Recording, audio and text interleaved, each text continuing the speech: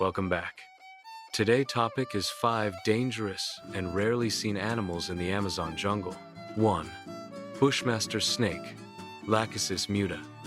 Danger. Most venomous snake in South America. Rare. Hides in deep jungle.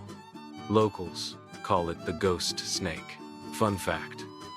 Can grow up to 12 feet. 2. Black caiman. Danger. Large predator, can eat monkeys, deer, even jaguars. Rare. Hides in dark waters and hunts at night. Size. Up to 20 feet long. 3. Giant centipede. Scolopendra gigantea. Danger.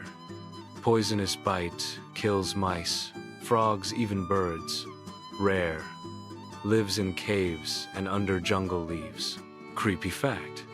It's over 12 inches long. 4. Bullet ant, Paraponera clavata. Danger. Most painful insect sting in the world, feels like being shot. Rare. Hard to find unless you disturb their nest. Pain time. The sting can hurt for 24 hours. 5. Amazonian giant river otter, Pteronura brasiliensis. Danger. Works in groups to attack large prey, even caimans. Rare. Lives in remote rivers, rarely seen by people. Nickname: River Wolf.